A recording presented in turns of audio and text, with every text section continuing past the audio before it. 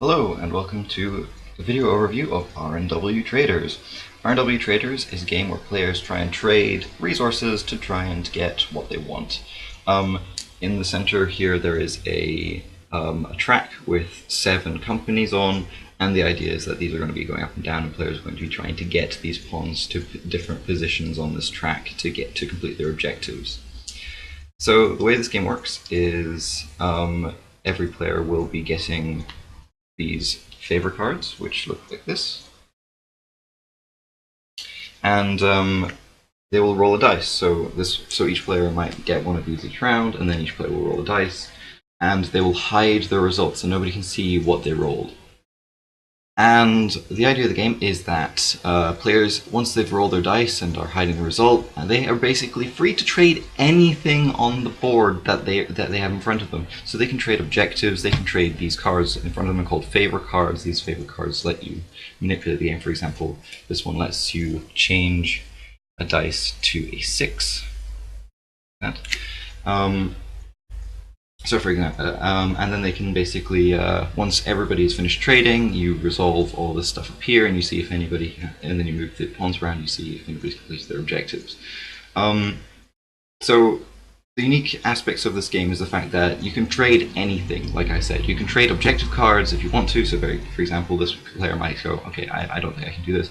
I'm going to trade this with this player for one of their favorite cards. And that would be a trade. Or I can trade the rumor cards, which are these ones, and swap them around, so that player gets that. They can trade view of their dice, so this player might say, can I have a look at your dice? I'll buy one of your favorite cards for it. Buy its favorite card, you look at its dice, and of course you can't trade dice, but you can trade everything else. And all this stuff can happen. And then at the end of each round, once it's resolved, for example, the end result might be, the end result of the round might be this. You look to see if anybody's completed an objective. So for example, I don't think these have been completed.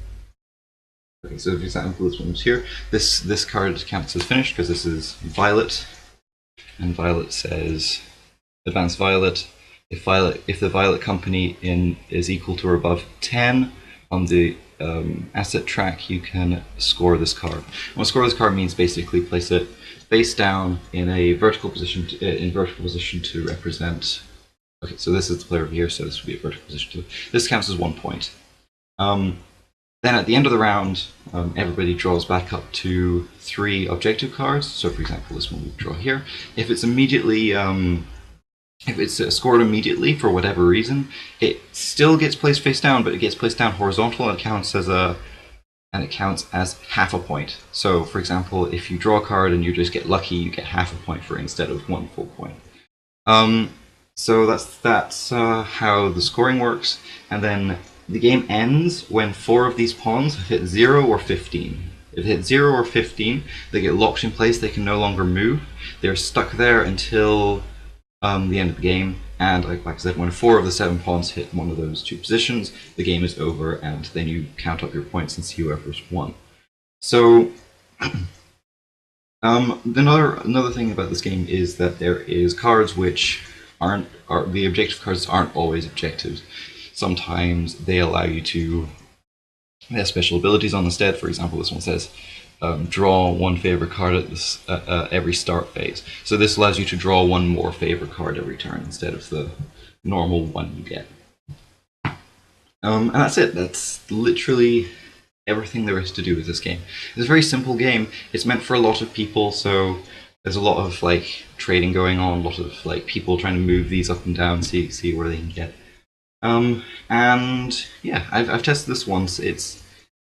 I haven't really tested this enough to see if it works properly, so I might change in the future, but for now, that was R&W Traders.